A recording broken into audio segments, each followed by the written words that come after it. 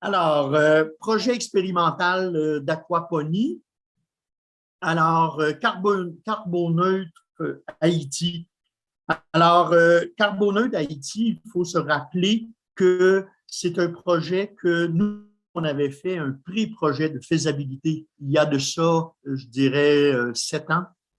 Et ensuite, UPADI a pris le projet en main pour que ça devienne quelque chose de faisable. Donc, le projet Carboneutre Haïti, on vous en a parlé l'année passée. On fait juste un petit survol. C'est un projet dans lequel nous, on a injecté 10 000 d'abord pour 2 pépinières et ensuite 2 fois 2 000 dans les 2 dernières années. Donc, on est impliqué depuis 3 ans. Et je peux avancer, Ricardo.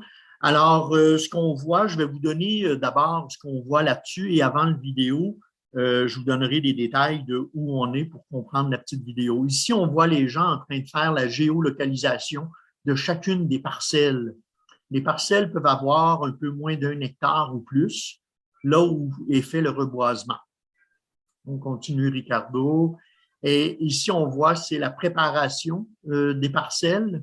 Donc, on est en train de préparer la terre pour que ce soit semé. Donc, on voit l'absence d'arbres, la partie.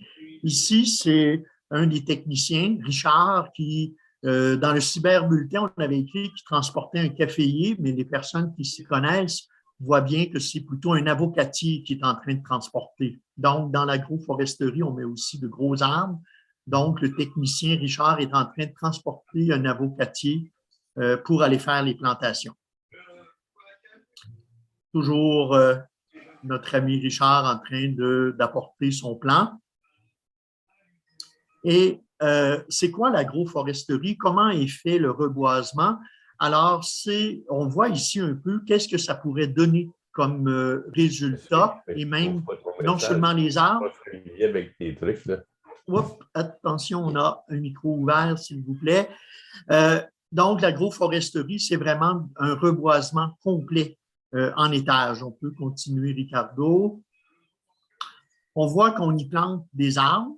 Là où c'est écrit culture, nous, c'est vraiment des caféiers, hein, 4000 plants par hectare. Et ensuite, des éléments de couvre-sol qui sont beaucoup plus des potagers, des plantes potagères, donc des plantes nourricières qu'on met. Donc, c'est ça qui est le principe de l'agroforesterie. Et comme on dit, on part de connaissances créoles, haïtiennes, ça ressemble, le jardin créole était conçu comme ça, où sur de petites parcelles, on peut mettre différents niveaux, qui fait que ça donne un bien meilleur rendement. Et on voit que c'est une façon de faire qui contribue à ce que les plants de café puissent fournir, mais aussi à ce qu'on restaure les sols et qu'on puisse régulariser tout l'écoulement de l'eau plutôt que l'érosion. Tantôt, on verra un petit vidéo qui est un peu difficile à suivre compte tenu de la qualité technique, mais essentiellement, ce qu'il va nous montrer, l'agronome Donald va nous montrer un peu ce qu'on voit maintenant. Les petits points rouges sont les plants de café et on voit les différents arbres fruitiers ou essences à bois qui sont placés à des distances vraiment définies pour en faire le jardin créole, le système agroforestier. On parle de manguier. On dit, bon, la base, c'est le café, d'avocatier, d'oranger. Le sucrin, c'est une sorte, il va en parler dans la vidéo, c'est une sorte d'arbre qui fournit des pois et d'autres éléments de bois aussi. Donc, on voit ici un exemple de terre, de terre dénudée et ce que ce sera dans quelques années. Il ne faut pas oublier qu'en milieu tropical, les plantes poussent très rapidement. Donc, avant que tu démarres la vidéo, Ricardo, je vais ajouter que depuis mai 21, c'est la phase 2. Donc, ajout de pépinières, les plantations, donc des pépinières ont continué de produire en vue de plantations qui ont eu lieu cet automne, l'automne dernier, et ça a donné 20 hectares de plus. les techniciens, 4 techniciens ont été engagés, plus l'agronome Donald, et les 20 hectares sont pratiquement tous plantés aujourd'hui. En mars-avril, on procède à de la formation et à de nouvelles pépinières pour relancer encore plus sur plus d'hectares le projet carboneutre. Pour Acanu Grimby, c'était notre dernière année d'implication et on va prendre une décision prochainement sur la poursuite à partir des fonds qu'on a, comment on pourra poursuivre notre engagement de ce côté-là. On écoute, vous pouvez monter votre volume pour écouter le vidéo que je pourrai commenter quelques petites minutes après. Je suis agronome de Nazareth.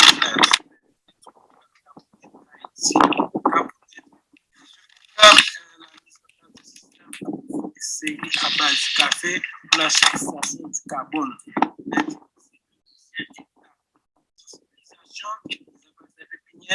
Localisation des parcelles.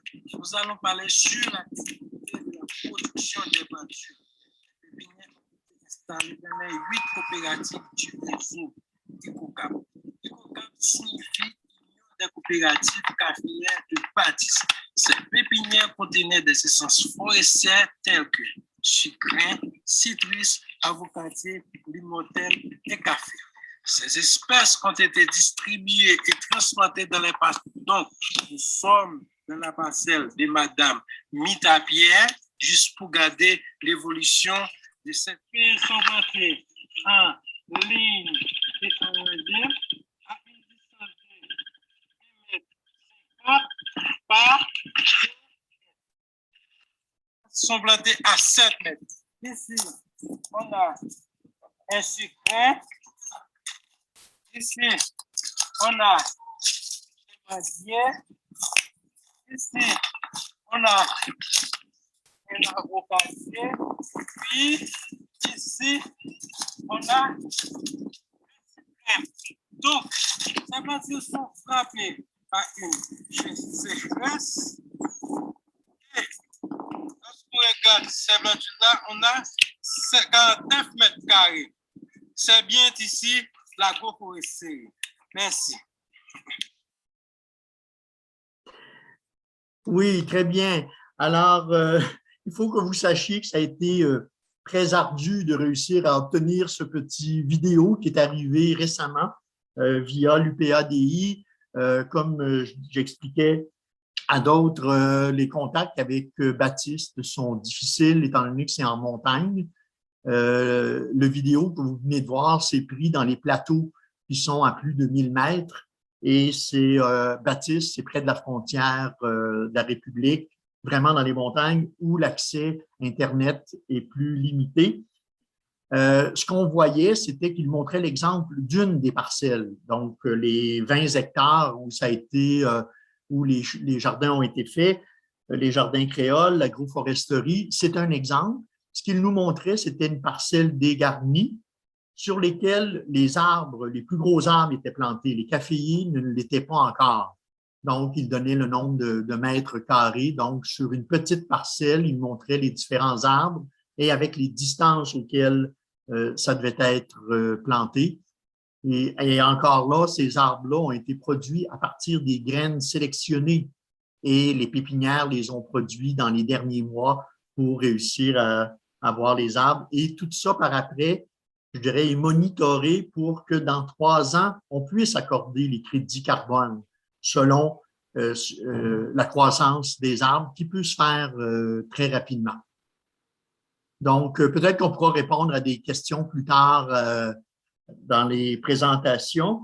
Je vais enchaîner tout de suite avec le projet expérimental d'aquaponie du côté de Fort-Liberté. Il y aura donc, après cette courte présentation-là, Sœur Mamoun qui va nous parler de l'ensemble de la ferme et Sylvie Pelletier qui nous parlera du projet des poules pondeuses, de poulailler. Alors, le projet d'aquaponie, tantôt on l'a dit, c'est un des membres de Grimby, Pierre Brun, qui ne pouvait pas être avec nous aujourd'hui, étant à l'extérieur du pays et lui aussi loin des contacts Internet. Alors, qui avait amené cette idée-là que Sœur Mamoun a repris et a vu comme très pertinente à la ferme-école qui est en train de se développer. Donc, c'était tout un défi de faire de l'aquaponie, forme de culture avant-gardiste, on pourrait dire, même ici. Il est en train de s'en développer un peu à Granby. De l'aquaponie, il va s'en développer de façon plus importante à Gatineau. Il y en existe à Verdun et à d'autres endroits en ce moment. Ça a été initié au Québec beaucoup par des gens de l'Université Laval. Donc, tout ce système-là hein, de poissons qui nourrissent les plantes, qui filtrent l'eau et qui retournent l'eau au système fermé. Donc, le défi du projet expérimental, c'était bon, d'assurer que les gens aient la formation. Donc, Pierre et Joe de Verdun ont produit un livre, un document qui permettait de faire un pas à pas. Les autres défis, ça a été de se procurer le matériel, de l'acheminer et qu'on puisse procéder à une installation. Tu peux continuer. Donc, ça, est-ce que c'est… Ça, c'est une scène qu'on appelle le système aquaponien. Alors, ce qu'on voit ici, c'est le début de l'installation en décembre dernier. Donc, mes côtés, la précision de l'eau. Après ça, c'est pour la passer, mes côtés. Bassin pour les poissons. Mes côtés de la sortie. Ça, c'est un petit peu. Avec Gertie, avec Agrandaflé.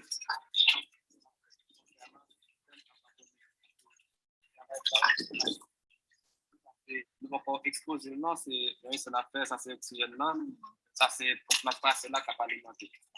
Mais côté oxygène, nous faisons un scène de là-dedans. On doit pas recevoir, mais côté système là, donc, faut montrer mes dispositions. Ça ici, c'est l'eau qui sert de filtre. Comme ça, la déverser, pour rentrer, pour alimenter ça, pour faire va-et-vient, pour réalimenter ça. Après ça, mes côtés, l'eau qui va rentrer dans le bateau, ça c'est l'eau qui va déverser pour rentrer dans le bateau.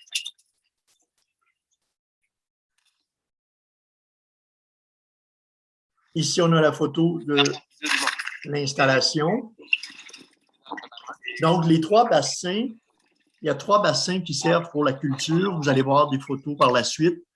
Donc, l'eau doit être en circulation continue 24 heures sur 24 pour passer d'un bassin à l'autre. On voit déjà les premiers tilapias qui ont été mis dans le bassin.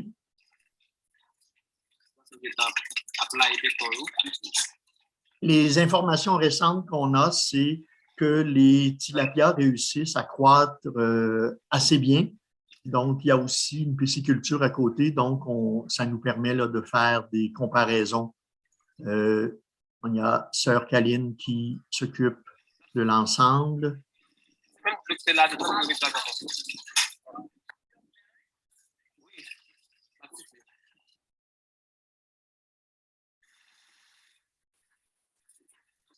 Ça, c'est niveau haut, côté de la déverser là-dedans. Après ça, on a pu venir directement pour ne pas tomber dans le réservoir pour sécuriser. On voit la pompe au fond qui assure la continuité. Donc, ce que j'amenais parmi les défis, la formation pour que Agronome Daphné puisse bien suivre l'installation et ensuite la mise en place. L'acheminement du matériel qui s'est fait, entre autres, je dirais main dans main. On voit ici l'installation où il fallait que ce soit sur des bases très solides. Tu peux enchaîner, Ricardo. Et ensuite, on voit ici l'ensemble de l'installation avant la mise en marche. Et un des défis, c'était ça demeure le fonctionnement électrique qui doit fonctionner 24 heures sur 24. Actuellement, le système de charge des batteries fait qu'il peut y avoir des petits bouts dans la journée, dans la matinée, c'est-à-dire la fin de nuit, où il manque un peu d'électricité. On pense que c'est un des éléments qui peut affecter la croissance des plantes et aussi le nombre de poissons qui sont dans le système actuellement. On voit ici les plantes qui ont débuté leur croissance, mais ce n'est pas suffisant en termes de rendement par rapport à ce que ça devrait être là. On voit 3 bassins de culture, les 2 filtres, ça c'est l'installation finale, et le bassin où se retrouve la grande quantité de poissons de tilapia. Et le système continu le système est continu au niveau de la circulation de l'eau. Voilà pour l'aquaponie. On va maintenant donner la parole à Sœur Mamoun qui va nous donner un aperçu de l'état de situation au niveau de l'ensemble de la ferme-école. À vous, Sœur Mamoun. Oui, bonjour tout le monde. Donc, j'attends Germain pour le PowerPoint.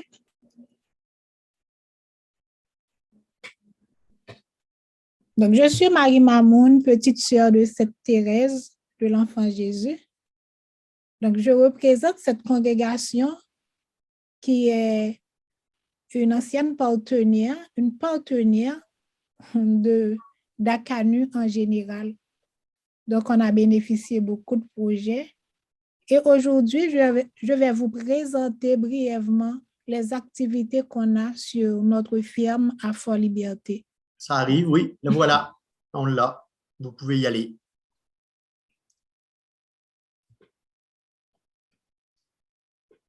Alors, on est à la ferme école. Maintenant qu'on a baptisé ferme agro-pastorale, vu l'ensemble des activités qu'on a maintenant. C'est une ferme de 23 hectares de terre comme superficie.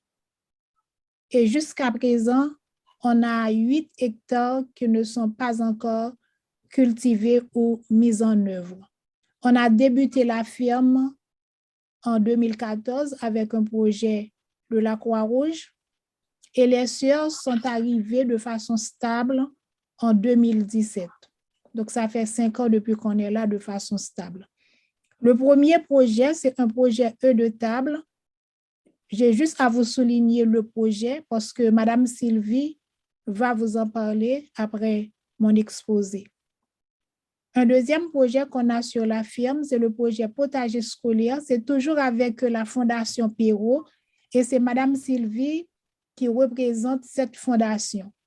Ce projet s'étend sur 4 hectares de terre et on a 1000 élèves comme bénéficiaires de ce projet, donc 5 écoles. Comme culture, on a le gombo, l'épinard, l'aubergine, le poireau, l'oignon, carotte. Et comment on se prend dans ce projet? Quels sont le procédé? C'est que les cultures qu'on a récoltées pendant la semaine, on les distribue. Si vous regardez au fond, c'est une sœur qui est venue chercher des produits pour son école pour la semaine.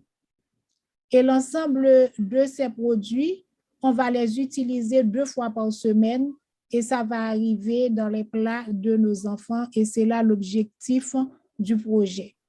Il y a des distributions qui sont faites pour 1 mois, pour 3 mois, mais il y en a qui se font chaque semaine. Ça dépend. Notre deuxième projet, c'est un projet. Alors, ici, on a 3 projets qui sont liés. C'est la pisciculture, l'aquaponie et l'hydroponie. Clément vient de vous parler de l'aquaponie. Et si vous regardez au fond, c'est les nouvelles photos qu'on a. Mais la pisciculture, on a 2 bassins de poissons, 2 grands bassins de 10 mètres de long, 5 mètres de large et de 15 mètres de profondeur. Donc, dans chacun de ces bassins, on a 500 tilapia qui évoluent très, très bien. On a débuté ce projet en novembre 2021 Et on espère avoir des poissons qui sont prêts à manger d'ici la fin du mois d'avril.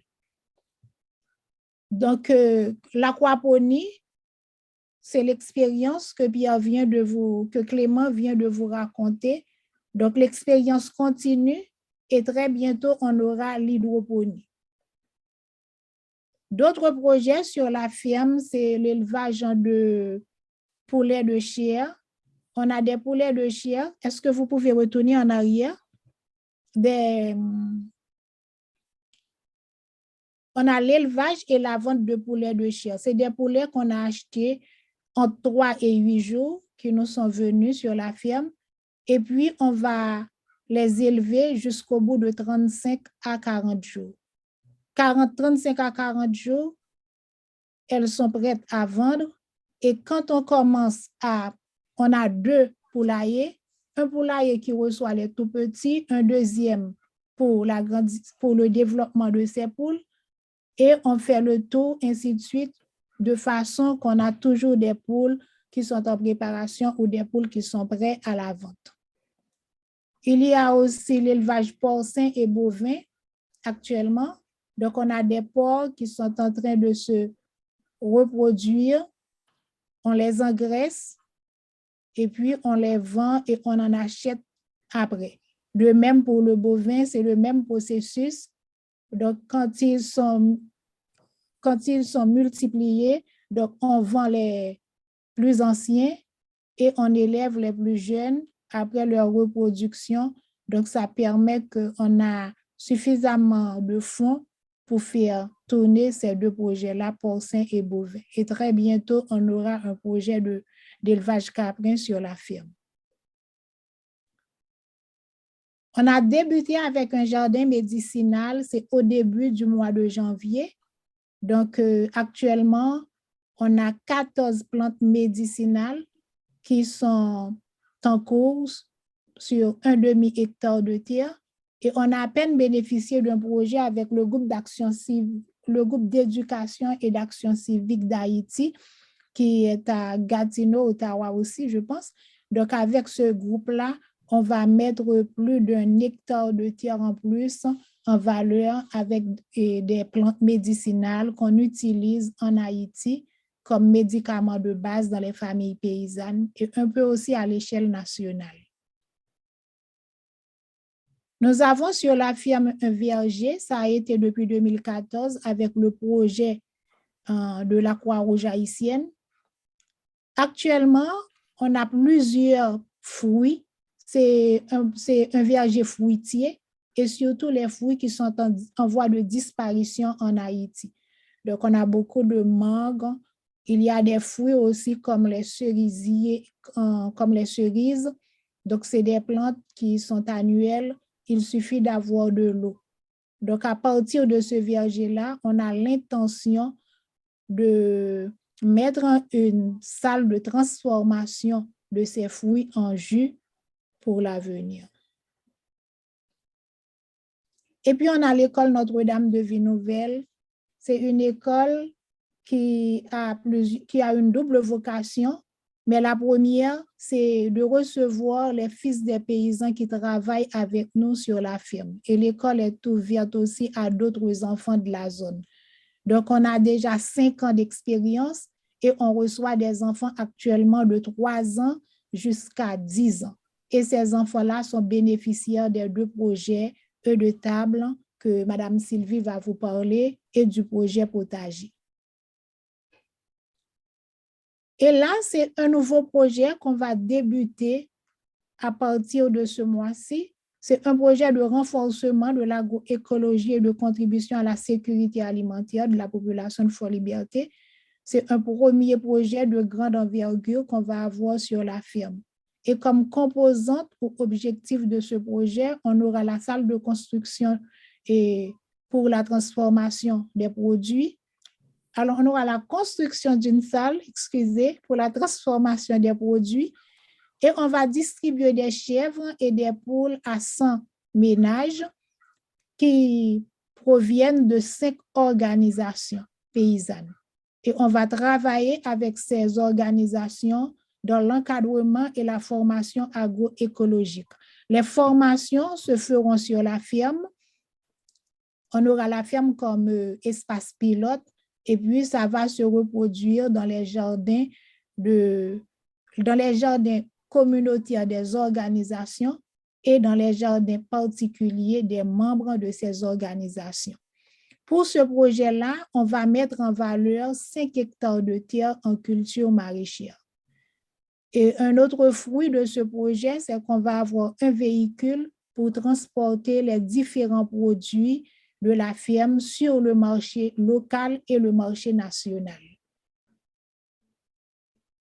C'est l'occasion pour nous de remercier chaque membre du conseil d'administration d'ACANU de Granby pour sa contribution à l'émancipation de la ferme de Fort-Liberté, mais aussi de remercier vous tous qui êtes présents parce que vraiment, c'est vos dons qui nous ont permis de réaliser le projet d'aquaponie et d'autres sous-projets au niveau de la congrégation des Petites Sœurs de Sainte-Thérèse de l'Enfant Jésus.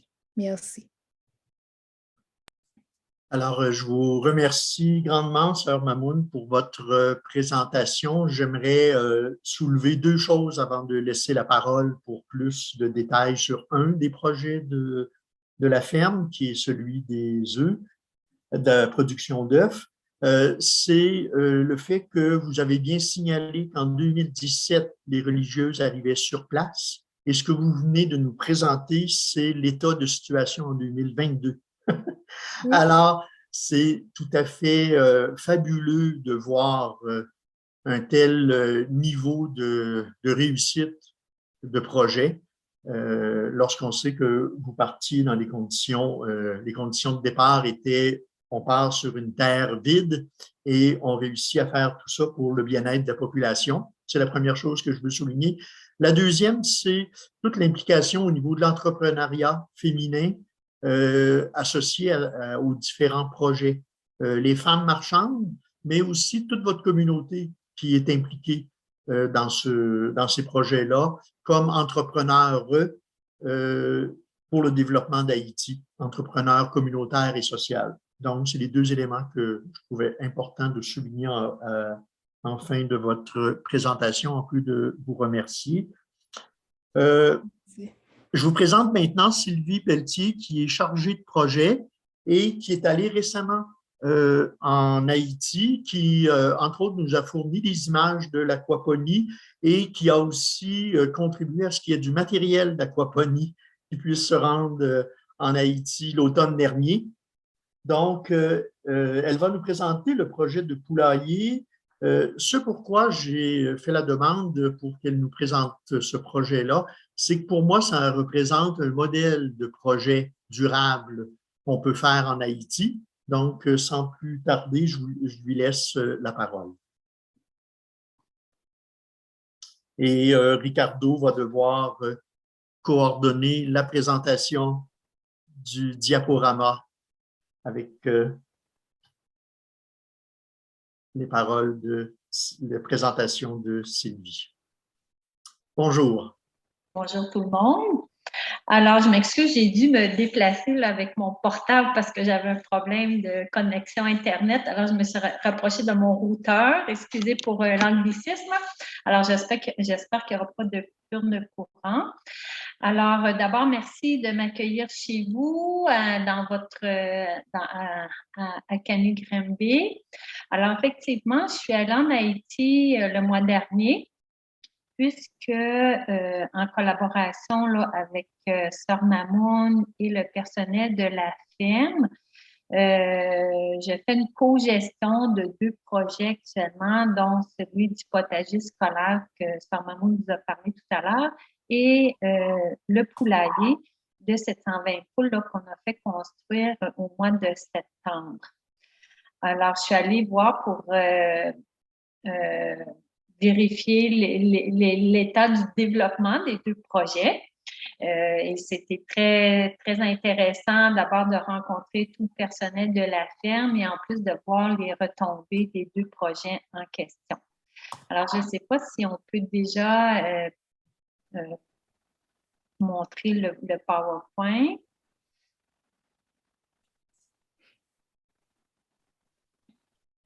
D'accord.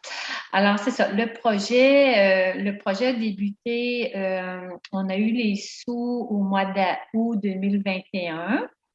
Donc, on peut défiler les images. J'ai mis une carte. Je pense que tout le monde sait comment où c'est Fort Liberté. Alors, sur la carte, on le voit en haut à droite, juste à côté. Ah, est-ce qu'on peut retourner en arrière? C'est ça. Juste à côté de Cap-Haïtien, donc à droite, on voit Fort Liberté qui est en bordure de mer. C'est un très bel endroit, soit dit en passant. Alors, le projet est au profit de 4 écoles plus un orphelinat qui se situe à Petite-Rivière. Le nombre de bénéficiaires, c'est 1000 élèves. Le coût du projet s'élevait à 30 000 canadiens et il s'étale, là, il a débuté en août, puis il va se déployer jusqu'en juillet 2022 au niveau de la gestion financière, plus qu'une survie à ce projet-là. Alors, les responsables du projet, bien sûr, c'est Sœur Mamoun et moi, j'agis là à titre de chargée de projet. Donc, je représente la Fondation Donna Prévost qui ont octroyé la somme pour faire la construction du poulailler. Alors, ce projet-là s'inscrit dans le cadre des objectifs de développement durable de l'ONU afin de réduire la pauvreté, favoriser une alimentation saine et faciliter l'accès à l'éducation.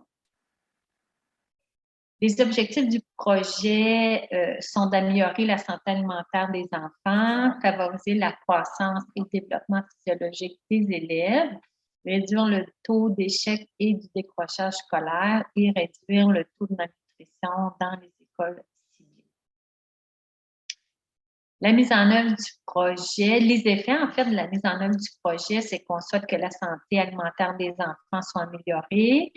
Au début du mois de septembre, on a contrôlé le poids des enfants pour une école en particulier qui va servir d'école témoin. Et voilà, l'école témoin, merci.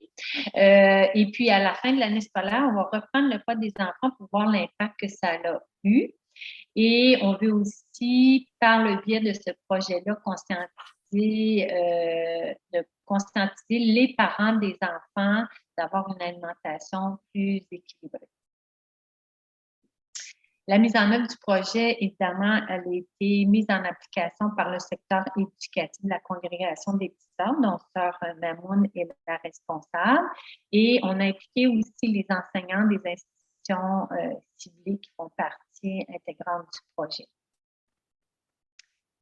Bon, déroulement du projet, Sœur Mamoun en a parlé un petit peu tout à l'heure. Alors, il y a une distribution dans les écoles tous les samedis quand c'est possible. La livraison se fait au moyen de véhicules privés ou par le transport public.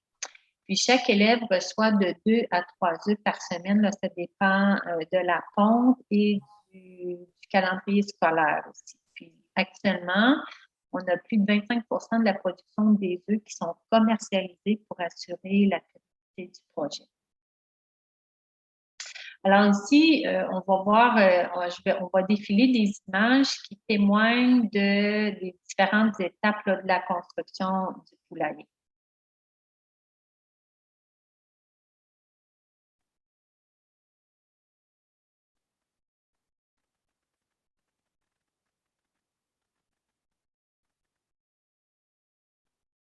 Je ne vais peut-être pas aller trop rapidement, s'il vous plaît, pour qu'on ait le temps de lire. Merci.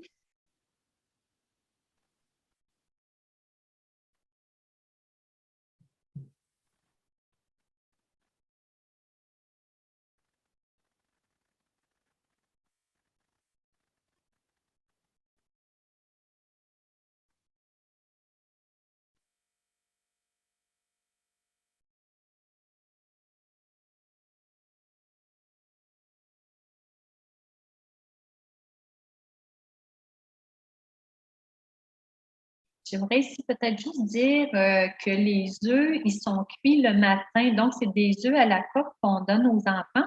Donc, les œufs sont cuits et puis lorsque les enfants arrivent à l'école ou à la récréation, là, on distribue les œufs qui sont déjà cuits.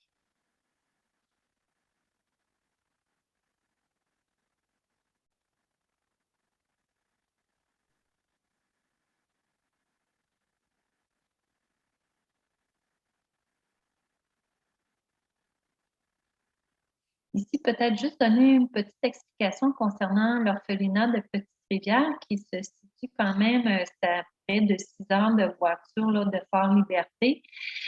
Pourquoi l'orphelinat? C'est que l'orphelinat est une fraternité Haïti des Trois-Lacs, qui est une petite OSBL là, qui se situe à Montréal. Fait des parrainages à Petite-Rivière depuis plusieurs années, donc on avait un lien avec elle et c'est pour ça que on distribue des œufs à Petite-Rivière. Étant donné que c'est très loin, en règle générale, on fait une distribution par mois pour l'ensemble du mois, puisque les œufs se conservent très bien là, à température pièce.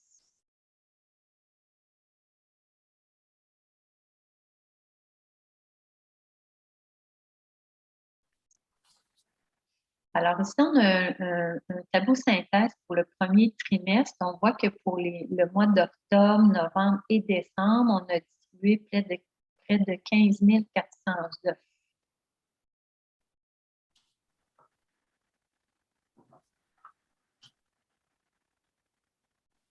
Ici, je tiens à souligner ça.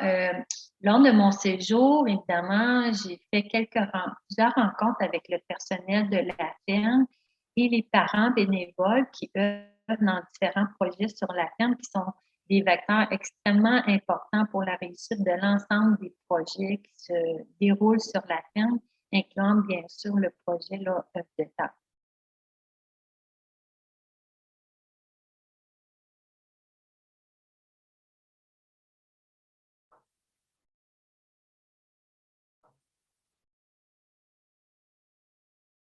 Ici, on a le tableau synthèse du deuxième trimestre, donc des mois de janvier, février et mars.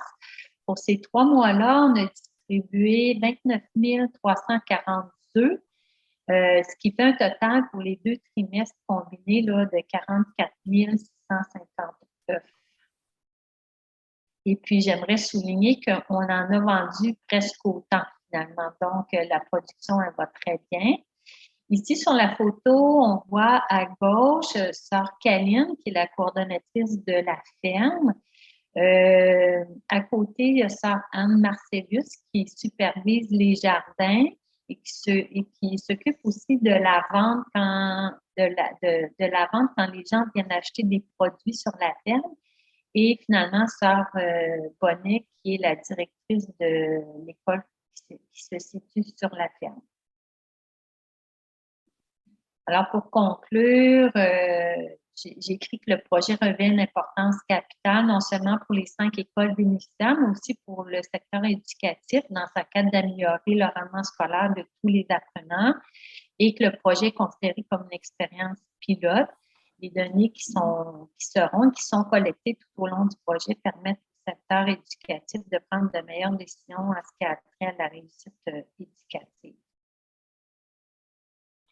Alors, j'aimerais juste peut-être conclure en disant que suite à mon séjour que j'ai fait au mois de février-mars en Haïti, on a présenté à la Fondation Perrault la construction d'un 2e poulailler et qu'on a reçu dernièrement la confirmation qu'on pouvait aller de l'avant puisqu'on va recevoir les sommes nécessaires là, pour débuter la construction de celui-ci au mois de juillet.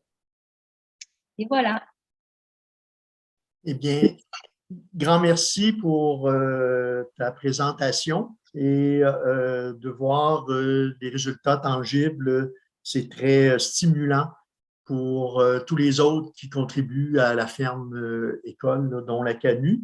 3 points que j'aimerais souligner suite à ta présentation, c'est bien entendu l'impact au niveau de la santé, au niveau de l'accès à l'école. Hein, il faut se rappeler pour ceux qui connaissent moins la situation par rapport à l'accès à l'école en Haïti. Quand on sert un repas, c'est souvent le repas de la journée. Donc, pour les enfants qui viennent recevoir un œuf 3 fois par jour et peut-être recevoir d'autres alimentations les autres jours, c'est ce qui permet l'accès à l'école souvent. Et c'est ce qui leur permet d'être capables d'apprendre aussi. Et l'autre chose, c'est tous les emplois qui sont créés par un projet comme celui-là. Et je reviens sur l'élément, lorsque nous as amené, presque autant d'œufs ont été vendus. Donc, ce projet-là, il assure sa pérennité par lui-même. Et c'est un des objectifs souvent lorsqu'on met un projet en place, c'est comment s'en retirer lorsque le projet est mis en place pour ne pas continuellement être entaché. Et cette fois-ci, c'est un bel exemple de projet qui a été mis en place, qui assure sa propre pérennité, et au lieu de le financer pour qu'il survive, ça vous permet d'en créer un deuxième projet. Donc, c'était des éléments que je trouve bien importants à soulever. On arrive, et vous comprendrez que même si ça fait beaucoup d'informations pour tous ces gens présents aujourd'hui qui êtes attentifs, je vais vous parler d'une première, mais avant, je veux souligner la présence d'Andréane Larouche, la députée de Shefford, qui était présente à notre dernier rendez-vous annuel l'an passé aussi. Je pourrais lui laisser la parole tout à l'heure lorsqu'on arrivera à la période de questions et d'échanges. Avant ça, je vais dévoiler. Bonjour Andréane. Est-ce que tu veux nous adresser la parole tout de suite? Tu peux, je te laisse le micro. Vas-y. Est-ce que ça te va si on te laisse régler ça et puis on te laissera la parole tout à l'heure après la petite… Bon, là, je pense que c'est bon comme ça. Oui, c'est mieux. On est deux. C'est bon. On est deux. Il y avait Richard qui regardait sur son ordinateur, mon conjoint qui suit vos activités et moi-même. Donc, ça fait plaisir d'être avec vous et impressionné d'entendre parler encore une fois de tous les projets de la CANU. Et vraiment que ce soit autant au niveau des poissons, il y avait même au niveau de l'agriculture, l'aide aux élèves, et on sait que manger un élève avec un ventre vide va avoir beaucoup plus de difficultés à apprendre dans une journée, hein. Donc, c'est vraiment tout ça et c'est assez complet le travail que vous faites et en même temps rendre les gens le plus autonomes possible, hein, de ne pas être là pour que les gens aussi puissent avoir des idées, travaillent par eux-mêmes, mettre dans leur initiative et de voir qu'on leur redonne un peu une forme de pouvoir aussi. Et j'entendais parler dans une des intervenants aussi d'entrepreneuriat féminin. Intéressant aussi, c'est sûr, mon petit mot de porte-parole condition féminine, donc de voir que des femmes aussi puissent développer ces projets-là. On le sait que c'est toujours un défi, même ici, c'est un plus grand défi pour les femmes. Alors, c'est intéressant de voir tout ça. Donc, à la fois, ça permet à des enfants, à des femmes, à des familles et de passer par des beaux projets, que ce soit, comme je l'ai dit tout à l'heure, et c'est impressionnant de voir votre travail. À chaque fois que j'assiste à vos déjeuners et que j'entends parler du travail que vous faites sur le terrain, je trouve ça extrêmement stimulant et je le répéterai jamais assez. J'ai un lien particulier avec Haïti. Mon grand-père est tombé en amour avec ce pays-là et on le voit avec l'actualité n'est pas toujours facile. Et dans la dernière année, Haïti n'a pas échappé non plus à toutes sortes de problèmes. Donc, de voir que des gens se préoccupent et je pense que c'est d'autant plus intéressant. Malgré les difficultés qu'ils vivent, c'est un peuple résilient et un peuple qui a le goût de se prendre en main. Donc, bravo, chapeau à la CANU et je vais continuer de suivre avec énormément d'intérêt et d'attention vos activités. Alors, je te remercie de tes bons mots. Et oui, on va poursuivre et on sait que tu restes informé, que tu reçois le cyberbulletin. Donc, ça te permet de suivre l'ensemble des activités de la région de Granby et des autres régions aussi. Merci pour ton petit mot. Maintenant, j'aimerais vous faire un dévoilement. C'est une première pour la CANU Granby. Même si la CANU dans son ensemble existe depuis 50 ans, a mené des projets avec ACDI, devenu Affaires mondiales Canada. C'est des millions de projets qui ont été menés au fil des 50 ans. Mais pour la CANU Granby, c'est la première fois qu'on reçoit une subvention pour mener un projet. Et cette subvention-là, elle est faite grâce à la crédibilité de la CANU, qui fait que le ministère des Relations internationales et de la francophonie a pu accepter un projet que nous avons initié et qu'un autre partenaire, je vais laisser la parole quelques minutes au docteur Joseph Sylvain de l'Association Québec Plateau Central, qui s'est aussi associé avec nous pour un projet qui soit la phase 2. Oui, tu peux continuer les diapos. La phase 2 de l'aquaponie, mais associée à l'hydroponie. L'image que vous avez, c'est l'image de ce qu'on veut construire. Ce n'est pas, c'est pas une image de Fort Liberté, comme vous voyez avec les montagnes juste à côté, mais c'est un système comme ça qui sera construit dans le cadre du projet qui vient tout juste d'être accepté et financé. C'est un projet d'une valeur d'environ 15 000 8 000 étant accordé par le ministère, une somme de 4 000 par la CANU Outaouais, un donateur de la CANU Outaouais, et du bénévolat de la part du partenaire en Haïti et de la part de Acadie Grimby, qui fait que c'est un projet d'environ 15 000 L'hydroponie va servir, vous voyez bien, tantôt vous avez vu le potager, l'hydroponie va servir à alimenter le potager, donc avec les petites semences, et on fera une étape 2 du projet aquaponie. Donc, vous avez là le système d'aquaponie unique. Il y en aura un deuxième qui pourra servir à la fois de backup, mais à la fois aussi pour accroître la production de l'aquaponie.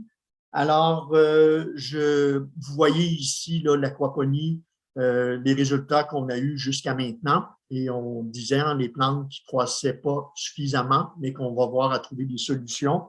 Notre ami Pierre Brun est justement dans ces actions-là en ce moment. Je laisserai la parole au docteur Joseph Sylvain, juste pour nous dire pourquoi ils se sont associés avec la CANU pour ce projet-là d'hydroponie et d'aquaponie. Docteur Sylvain, si vous voulez prendre la parole, je vais vous laisser le micro. Bonjour, comme vous pouvez, excusez-moi, comme vous pouvez le constater, ce projet d'aquaponie, les bénéficiaires sont les Haïtiens, plus particulièrement les gens de Fort-Liberté.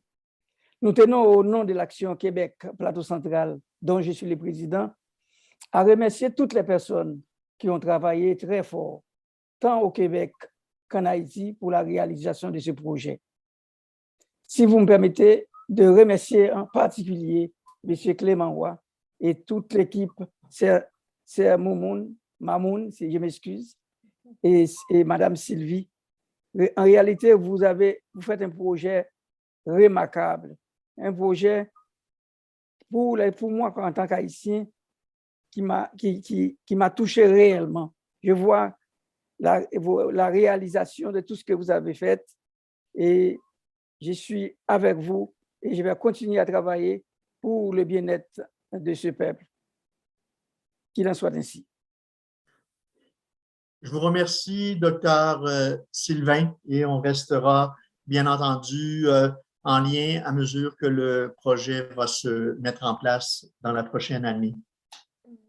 On est rendu presque à la fin de notre rendez-vous, mais on s'en voudrait de ne pas faire quelques rappels et je laisse la parole à Julie, qui est notre trésorière à Grimby et qui va vous faire quelques rappels et informations. Alors, Julie, on te laisse la parole maintenant.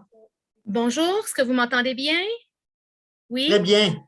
OK, super. Je vais essayer de vous partager mon écran. Alors, ce que Clément vient de dire, oui, je suis la trésorière. Je suis aussi celle qui s'occupe du café parce que pour financer nos projets, oui, les dons aident beaucoup, mais il y a aussi la vente de café qui n'est pas à négliger. Puis je vais dire pourquoi elle n'est pas à négliger, parce que le café, il vient de producteurs qui ont été payés un salaire décent pour ce café-là. Fait que oui, c'est sûr, il est peut-être un peu plus dispendieux que... j'essaie de vous partir ça. Est-ce que vous le voyez? Oui, très bien, Julie. On voit l'image du café en ce moment. Alors, c'est sûr que ce café-là, il revient un petit peu plus cher parce que c'est un sac de 250 grammes. On vous le vend à 9 $. Puis là-dessus, on prend un don de 4 $ qui est cumulable. Et aussitôt qu'on arrive à 20 $, on vous émet un reçu. Les reçus sont émis 2 fois par année. Fait que si vous en faites plus que 20, on va vous donner un reçu pour le montant que vous avez investi. Alors, comme j'expliquais, ce café-là, il vient de producteurs qui ont… Là, je ne peux pas le partir, je ne sais pas pourquoi. En tout cas, je vais vous laisser comme ça. Il vient de producteurs de café qui ont été payés un salaire décent par une petite coopérative qui s'appelle Noula. Il est torréfié après dans un petit café qui s'appelle le Café Cambio, qui est dans le bout de Chicoutimi. Puis après, il s'en vient à nous. Bon, là, je pense que c'est ma connexion Internet. Je suis vraiment désolée. C'est ma connexion Internet qui ne tente pas, là. Bon. Et c'est ça. Puis là, il arrive à nous et là, je vais vous montrer la deuxième diapo. Je ne sais pas si vous les voyez bien, mais ça, c'est les élèves de la classe de Stéphane Nadon, qui est une classe pour des élèves qui ont une forme de déficience intellectuelle. Ça s'appelle Formation à l'insertion sociale. Et c'est ces étudiants-là qui s'occupent d'ensacher le café qu'on vous offre. Alors, l'année passée, on avait fait une petite vidéo, je pense, si Pierrette peut m'aider, je pense qu'on l'avait laissé sur le site de lacanu.org, sur notre site Internet. Vous pouvez aller le voir, puis on les voit qui sont en train de faire ce café-là.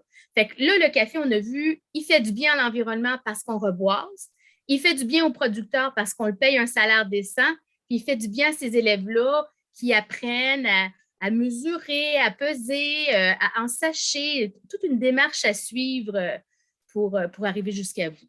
Fait que, oui, un peu plus dispendieux, mais ce n'est pas le café Kirkland du Costco qui exploite plusieurs personnes tout au long de son chemin. Alors, ceux qui sont intéressés, on le vend petit sac espresso, filtre ou grain, ou un grand sac de 2,5 kg de grains lui seulement. Quoique je l'ai déjà fait moudre, puis je l'ai vendu à quelqu'un, un gros sac tout moulu, là. Mais disons que normalement, celui-là, il est grain.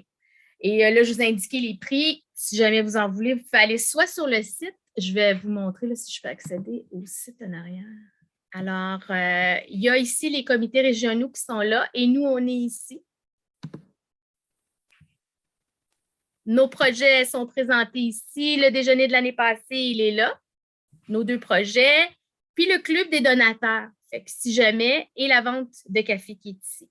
Fait qu'on clique dessus, il y a un petit lien. Sinon, vous pouvez communiquer directement avec moi. Ça ici, ça c'est Pierrette qui reçoit ces courriels-là puis qui me les transfère par la suite. Sinon, je pense qu'il y a une place où on est les exécutifs, puis je pense que mon adresse courriel, elle est là. Sinon aussi, je voulais vous parler, c'est la possibilité de faire un don. Fait que vous pouvez aussi déterminer à qui vous voulez envoyer le don. Quel des 2 projets, vous pouvez juste faire un don de façon générale. Et puis, les 2 choses qu'on préconise pour transférer ce don-là, ce qui est le top, ça serait passer par un virement Interact qu'on fait à l'adresse ici. Alors ça, c'est Daniel qui est, je la vois là, c'est Daniel qui reçoit, on peut payer le café aussi comme ça par virement Interact. C'est tout Daniel qui reçoit ça. Puis vous pouvez envoyer un petit courriel aussi pour lui dire la question puis la réponse et peut-être lui dire je viens d'envoyer un don pour ça ou je viens payer du café pour ça. Et sinon, ça c'est nouveau parce qu'avant, on avait PayPal et PayPal, je ne sais pas si vous le savez, mais quand on paie avec PayPal, l'organisme qui reçoit votre argent, il doit leur verser un fonds, un petit montant, là, un pourcentage du don que vous avez fait. Et alors, avec Simplex, le frais encouru pour le paiement, c'est plutôt à vous. Fait que ça, vous décidez avec Simplex. Disons, là, vous pouvez y aller avec les montants qui sont déjà là ou d'en choisir un. Et ils vont vous demander par la suite de faire un don pour ce transfert d'argent-là. Et là, tout le montant que vous avez donné en don se retrouve dans notre compte, puis après, on le met dans les projets que vous avez vus aujourd'hui. Est-ce que je peux dire juste qu'avec Simplique, vous n'êtes pas obligé de faire un don, mais la CANU reçoit tout l'argent. Vous pouvez déterminer le type de don que vous voulez. Oui, c'est tout à fait juste et d'indiquer que Simplique remet donc 100% du montant, mais que Simplique lui-même n'est pas un organisme sans but lucratif, là. Non. Donc, c'est une entreprise mais c'est nous qui décidons et on s'assure que l'organisme qui est associé, qui procède, qui reçoit les paiements par Simplic n'a pas, elle, à payer de frais. Voilà. L'avantage entre le virement Interac puis le Simplix, pour quelqu'un qui veut payer avec une carte de crédit, celui-là ici va prendre la carte de crédit, tandis que celui-ci, Interac, ça passe directement par votre compte bancaire. C'est sûr que ce qu'on préconise, c'est celui-là, il est plus simple, mais pour ceux qui veulent faire l'utilisation de la carte de crédit, Simplix est un très bon choix. Fait que voilà, j'espère que ça a été clair. J'espère que je vous ai donné le goût d'acheter notre café et que vous allez continuer à nous encourager dans nos projets. Merci. Oui, alors je m'en voudrais de souligner que depuis un peu plus depuis les 2 dernières années, qu'il est arrivé qu'on reçoive des dons plus substantiels, mais qu'il n'y a aucun don qui n'est pas important, que ce soit un 20 $ ou plus. Donc, tous les dons nous permettent à nous d'avancer et qu'ils sont importants. Vous pouvez solliciter de vos amis, de vos connaissances aussi. Pour conclure notre rendez-vous annuel, je vois qu'on a un peu dépassé le temps, mais je ne voudrais pas que des personnes se sentent attachées à rester avec nous. Alors, je vais procéder au remerciement et à l'annonce de certaines activités et on restera ensemble, tous ceux qui veulent demeurer, pour une période de questions et d'échanges. Alors, la première activité que je veux vous annoncer, c'est que dans le cadre du 50e anniversaire de la CANU, dans la région de Granby, on pourra faire une activité. On fera une activité qu'on annoncera prochainement, mais qui aura lieu à l'automne, plus en octobre prochain, et qu'on espère bien pouvoir faire en présentiel. Et en particulier, seront invités les donateurs et les personnes qui ont été impliquées dans la CANU au fil de toutes ces années-là, que ce soit à Granby ou ailleurs, on invitera les gens qui ont été impliqués. Donc, une activité pour souligner le 50e. C'est l'élément bien important. Des T-shirts qui sont en vente. L'initiative est venue de la région de Montréal qui font une course bénéfice la fin de semaine du 20, je crois que c'est 20, 21, 22 mai, aux alentours de ça. Vous avez ça sur le site Internet aussi. C'est le marathon de Longueuil. Marathon de Longueuil. Le 21 mai. 21 mai, donc région de Montréal qui mène cette activité-là, activité bénéfice. Déjeuner d'Outaouais samedi dans 3 semaines, donc samedi le 30. Vous êtes invités à participer aussi. Il y a une contribution qui est demandée pour soutenir les activités de la région Outaouais. Et vous comprenez que les activités d'une région et d'une autre parfois se marient, hein, comme dans le projet d'hydroponie et aquaponie. C'est un mariage entre les régions. Et puis, autre élément que je veux annoncer aussi, c'est suivre les activités du 50e qui auront lieu l'Assemblée générale du mois de novembre prochain, même si je vous le dis bien de l'avance. Avant de passer à la période d'échange, je tiens à remercier Dr Basile de sa présence, tous les membres de la CANU et amis, tous ceux présents, et souligner la présence, bien entendu, de nos membres du comité régional qui vous ont été présentés, y inclut Pierre Brun qui n'était pas présent aujourd'hui. Remercier chaleureusement Sylvie pour sa présentation et son projet tout à fait motivant de poule pondeuse. Remercier Sœur Mamoun pour pour toutes ses réussites et pour mener à bien tous les projets à distance avec tous les gens qui sont là-bas sur place et qu'on sait qui sont les acteurs de tous les projets que nous soutenons. Remercier aussi Dr Sylvain de la confiance qu'il accorde à la CANU.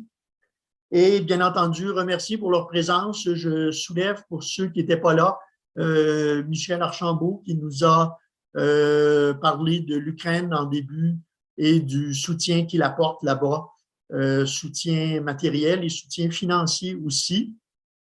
Et remercier Andréane Larouche de sa présence et de ses bons mots. Alors, ceci ne conclut pas notre déjeuner, mais notre rendez-vous, mais on peut, ceux qui voudraient nous quitter, vous pouvez le faire sans plus. Et sinon, ben, on va ouvrir une période de questions et d'échanges pour tous ceux qui voudraient y participer. Je mets mon écran à pleine page pour voir les mains levées et vous donner les droits de parole. J'ai une main levée de la part de Hélène Ruel de Victoriaville. On t'écoute, Hélène. Concernant la plantation là, pour le café, tout ça, tu as dit à un moment donné où quelqu'un a dit que jusqu'à maintenant, qu'on avait fait une plantation de 20 hectares de plus cet automne. Donc, on est rendu à combien à ce moment-ci? C'est une bonne question à laquelle j'aimerais te répondre avec grande certitude. Je ne sais pas si c'est le premier 20 ou le second 20. Okay. Donc, je ne réussis pas à te répondre si c'est 20 ou 40 où ils sont rendus parce que j'ai lu dans le rapport qu'on parlait bien de phase 2 pour un 40 hectares. Je sais qu'il y a un projet pour un autre 50 hectares, mais il faudrait que j'aille aux sources à l'UPADI, Hélène, pour te répondre. Tu m'écriras, Clément. Oui, parfait. Je le prends en note. Ça marche, merci. 20 ou 40 hectares. OK. Clément, je dois vous quitter. Alors, merci beaucoup. C'était un beau matin. Alors, on m'attend, là. Mais à la prochaine, on se reparle. Merci, Jean-Luc, de ta participation et de ta contribution. Et on se voit pour organiser quelque chose, hein? Oui. Tout à fait. On porte plus d'un chapeau. On a le chapeau environnemental aussi, en plus de coopération internationale. C'est ça. Ben, salut.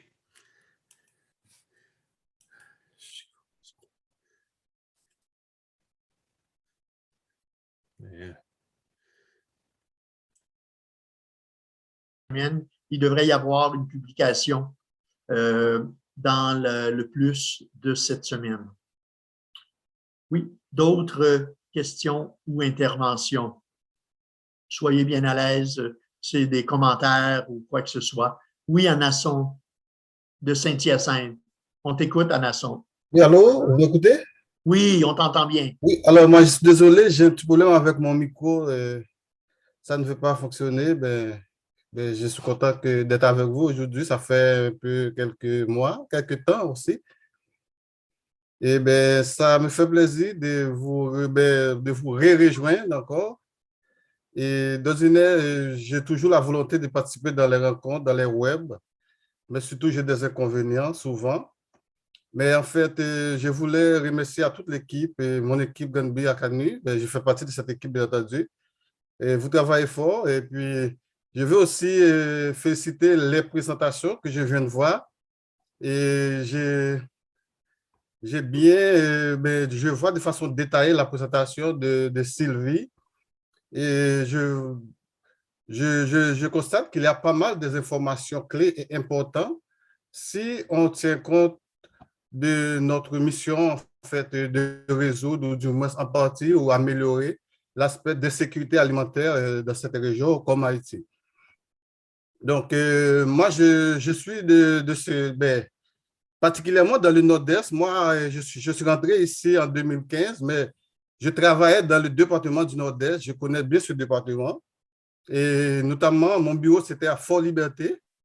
Et puis, quand je vois cette intervention, et tenant compte des particularités de cette région dans le pays, et je vois que c'est bravo à tous les acteurs, à tous les donateurs, bravo aussi à l'Académie parce que vous êtes en train de faire un travail extraordinaire.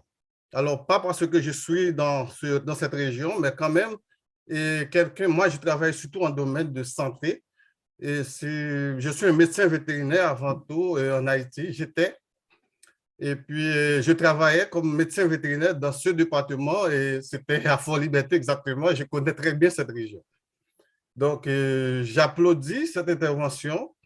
Et moi, et mon intervention dans ce contexte, c'est non seulement pour féliciter cette intervention, c'est pour aussi faire un commentaire tenant compte des particularités qui sont liées à la santé et au programme d'appui sanitaire aux soins vétérinaires dans le pays et particulièrement dans cette région. Et la précarité aussi, la difficulté au niveau des volailles et en ce qui a trait si on prend le monde aujourd'hui, les maladies.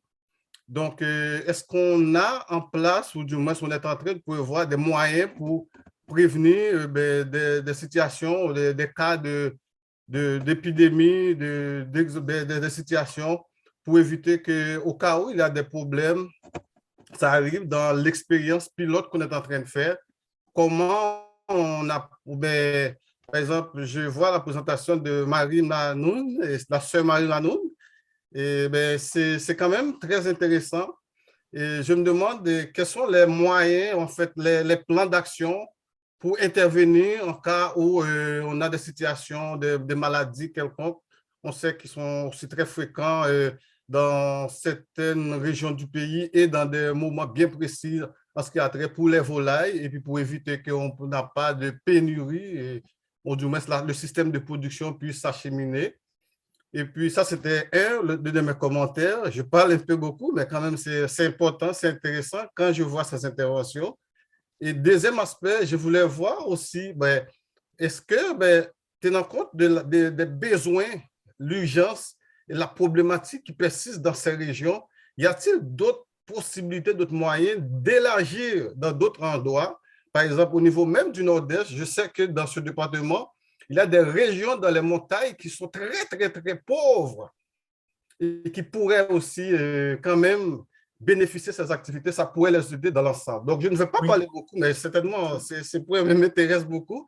Mais je vais juste rester là, mais c'était juste à féliciter. Oui, je vais laisser à ce moment-là l'opportunité à Sœur Mamoun de te répondre. Là, j'ai vu qu'elle était en attente. Et l'autre aspect, avant de vous laisser, je voulais aussi vous donner mon appui dans ce contexte, dans le sens que, même quand je suis au Canada présentement, mais j'ai des liens directs. Si vous avez des interventions à faire, donc c'est juste à Sœur Mamoun, je sais que vous êtes très proche du DDA Nord-Est, le bureau départemental du Nord-Est, là où sont les médecins vétérinaires, je pense qu'il y a 2 présentement, et d'autres cadres, au cas où il y a des besoins, mais moi, je peux directement vous aider de pas ici au Canada et contacter à eux pour des interventions beaucoup plus serrées, mais pour vous aider à avoir des contacts et des appuis techniques directs dans ce contexte. Mais quand même, c'est intéressant pour moi et je voulais... Très bien.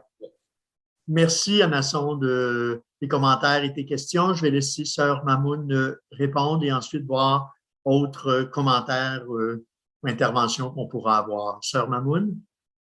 Je remercie tout d'abord Anasson pour ses commentaires, mais surtout pour son appui qu'il nous a promis. Donc, on est très ouverte. Donc, si on a un problème, on va essayer de le contacter s'il s'agit de problèmes vétérinaires. Mais pour la santé des pondeuses, c'était prévu dans le cadre du projet. Et on a eu ce projet aussi, on mène le projet en partenariat avec Corée-la-Vie, qui est un organisme qui investit beaucoup dans la production des pondeuses. Donc, on a prévu dans le projet beaucoup de médicaments pour faire face à certaines maladies. Donc, on reste en contact avec Corée-la-Vie à chaque fois qu'on a une situation. Donc, on demande à Corée-la-Vie ce qu'on doit faire. Donc, on profite de l'expertise de Corée-la-Vie pour assurer la santé des pondeuses. Merci beaucoup. C'est bien ça. Très bien. D'autres commentaires avant de conclure? Soyez bien à l'aise si vous voulez ajouter quelque chose. Oui, je vois un signe de Michel. Sylvie aussi demande la parole. Oui, Sylvie, ça va. Je ne t'avais plus sur mon écran. On t'écoute, Sylvie. Je voudrais juste rassurer peut-être à Nation, merci d'ailleurs pour les questions et les commentaires, mais si vous me permettez, actuellement, depuis le début du projet, on a eu sur 720 poules seulement 22 décès de poules. Donc, je voulais juste spécifier là, qu'il y a un suivi qui est très bien fait de la part de Sœur Caline, qui est agronome sur la ferme en ce qui concerne la santé des poules. Juste pour rassurer. C'est bon, merci. Merci. Merci, Sylvie et Sœur Mamoun. Pierrette? Sur un plan pas plus technique, mais mon mari était avec moi lors de la présentation et sa réaction a été à entendre tout ce qui se passait à Fort-Liberté. Est-ce qu'il y a des mesures de sécurité pour protéger les lieux? Parce que les bandits, ils vont le savoir, là, qu'il y a des œufs et de la bouffe. Là. Est-ce qu'il y a des moyens pris pour assurer la sécurité? Sœur Mamoun, peut-être? Pour le moment, on n'a aucun moyen formel pour assurer la sécurité, pas de la firme, mais en général en Haïti. Parce que les bandits, c'est très, on pourrait dire que ils sont incontrôlables de la part de l'État. Mais l'essentiel, c'est que on fait confiance et puis dans la zone, il y a la population. Donc, c'est ça, c'est la population qui s'organise, c'est pour le bien de la communauté, c'est pour le bien de leurs enfants. Donc, on essaie de les impliquer davantage, de travailler avec eux. C'est une stratégie pour nous mettre en sécurité, notre insertion dans la communauté. Mais avoir des sécurités, ça n'empêche pas. Et comme les bandits, c'est surtout dans la section sud du pays, c'est vers le sud, c'est dans la métropole, dans les métropolitains. Donc, c'est plus facile pour nous là-bas de profiter du calme dans le nord-est. Mais nul n'est à l'abri en Haïti aujourd'hui. Nul n'est à l'abri. Merci, Sœur Mamoun. Merci. Oui, Sylvie, tu as la main levée à nouveau, oui. Oui, mais en fait, j'aimerais juste rajouter pour enchérir ce que vient de dire Sœur Mamoun, c'est que, évidemment, ça comporte des risques de se rendre en Haïti depuis quelques années. Mais une des mesures d'atténuation là, que j'utilise présentement, puis ça semble fonctionner, c'est qu'on ne passe pas par Port-au-Prince. C'est-à-dire que je suis passée par les États-Unis et puis j'ai débarqué à l'aéroport de Cap-Haïtien, ce qui me permet d'éviter tout le secteur sud puis la métropole de Port-au-Prince, qui sont des mesures d'atténuation importantes. Ça ne veut pas dire le risque zéro n'existe pas là, au niveau de notre sécurité, mais ça peut être une façon de s'y rendre avec des probabilités moins grandes là, cible. Et voilà, d'être une cible potentielle là, pour les gangs de. Oui, alors c'est ça, ça nous permet je dirais, de préciser qu'en même temps qu'on vous rend compte de tous ces projets-là, c'est pas fait sans, je dirais, une certaine gestion du risque. Du côté de Baptiste, c'est la même chose. Quand on dit on ne réussit pas à avoir beaucoup de contacts, c'est aussi pour la sécurité des gens qui sont sur place, qui ne se rendent pas là, qui vont pas dans la capitale. C'est sûr que ça a des inconvénients par rapport, des fois, à l'acheminement du matériel, des choses comme ça. Mais lorsqu'on travaille comme on le fait avec les ressources de la place, avec les compétences qui sont sur place, c'est ce qui a permis à nos projets de continuer d'avancer aussi bien. Et à la ferme, je pense que c'est ça aussi, c'est le fait qu'on travaille avec les ressources locales et avec la population qui fait qu'on réussit à continuer les projets malgré une situation haïtienne dans certaines zones et en particulier dans la capitale où là, c'est plus complexe. Docteur Sylvain, vous aviez levé la main, je crois. Vous allez devoir ouvrir le micro. Oui, c'est bon. OK. Non, juste pour remercier toute l'équipe pour le travail que vous faites là. Surtout Sylvie qui avait pris la chance d'aller en Haïti durant cette période-là. C'est réellement, c'est apprécié. Parce que c'est risquer sa vie aller en Haïti. Et vous, le travail que vous faites là, Moi, connaissant Haïti, j'ai dit, Seigneur, merci beaucoup pour tout ce que vous faites, parce que c'est un pays que j'aime et que je travaille journellement pour l'avancement de ce pays. Sœur Mamoun, Sylvie et M. Clément, tout ce que vous faites, parce que vous êtes un homme très dynamique, tu m'avais poussé même à aller de l'avant dans ce projet. Je vous remercie beaucoup. Que Dieu vous bénisse. Merci, Dr. Sylvain. Sœur Mamoun, je crois que vous serez la dernière intervenante, à moins que je vois d'autres mains se lever. Oui, Sœur Mamoun. Alors, je remercie Dr. Sylvain pour la confiance placée en nous à CANU et PSST. Et en voyant le visage, j'ai pu découvrir que c'est la famille Sylvain.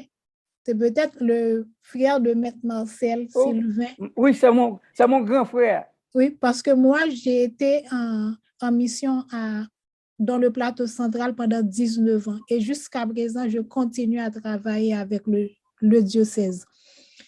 Donc, merci beaucoup. Je veux remercier une nouvelle fois la CANU de Granby, la CANU d'Outaouais pour leur contribution au développement des œuvres des PSST en Haïti, mais au développement du pays, leur contribution à Haïti. Et puis, Madame Sylvie, pour sa coopération inestimable, parce qu'elle s'est donnée vraiment pour notre cause. Elle travaille avec les enfants de l'orphelinat dans un premier temps, et puis on s'est associé pour le développement de Fort Liberté. Donc, c'est toute une grâce, c'est la providence. Et puis, à toute l'équipe d'ACANU, ça me fait repenser à notre dîner qui nous a vraiment liés. Et puis, à Pierre, qui n'est pas présent, qui est le porteur du projet d'aquaponie avec Clément. Donc, mes sincères remerciements au nom de la congrégation. Merci beaucoup. Alors, en conclusion, je m'en voudrais de ne pas signaler à nouveau la contribution et ce qui fait que ACANU Granby peut continuer et avancer comme on le fait, c'est bien entendu le soutien des acheteurs de café, des donateurs, mais aussi des membres de notre équipe. Vous voyez à l'écran Robert, vous voyez Pierrette, Ricardo qui apparaît maintenant aussi, je vois Julie et on ne voit pas Jean-Luc qui a quitté tout à l'heure et Pierre Brun aussi et Christiane Bruyère qui s'est joint récemment et d'autres personnes qui, je dirais, qui gravitent autour de notre équipe, dont Anasson qui suit bien nos activités et qui était présent aujourd'hui. Donc, je croyais qu'en faisant les remerciements tout à l'heure, il y aurait plein de personnes qui allaient quitter. On a commencé notre rendez-vous en disant qu'on allait se nourrir d'espoir et je pense qu'on peut se dire mission accomplie avec tout ce qu'on a vu et entendu ce matin. Alors, bonne suite chacun dans vos activités où que vous soyez. Salutations à nouveau, oui, à Andréane qui nous salue et bonne suite dans tes activités aussi. En voyant beaucoup de personnes qui sont ici, on sait que tu es porte-parole aussi au niveau des aînés. Alors, je pense qu'on voit ici devant toi un exemple. Souvent, tu es là pour les revendications et pour les demandes pour les aînés, mais tu vois aujourd'hui un certain nombre de retraités qui sont très actifs et impliqués et qui continuent à jouer un rôle important dans notre société. On a posé des questions en chambre hier suite au budget pour les aînés. On continue. C'est bon. Très bien. Merci, au revoir et bravo. Hein? Au revoir tout le monde. Bravo. Oui. Bravo. Salut bien. Salut Clément.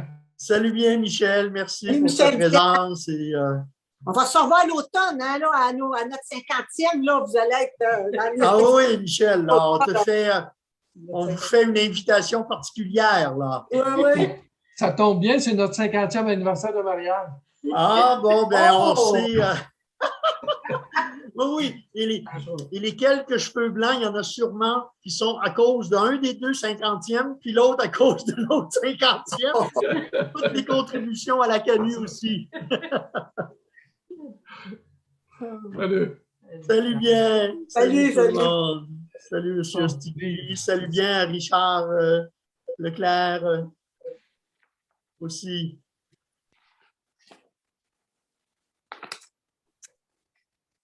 Bonne santé, Sœur Mamoun. Ça va bien, Sœur Mamoun? La santé est bonne? Si, merci Véronique. C'est Véronique ou Pierrette? Pierrette. Pierrette, merci Véronique, c'est Pierrette. la Ça va, on se maintient avec la grâce de Dieu. OK. Bon. Merci beaucoup. C'est un plaisir de travailler, de t'avoir connu. On est chanceux de t'avoir connu. Merci, Oui. c'était une rencontre très, très productive. Oui, oui. Oui, Bien.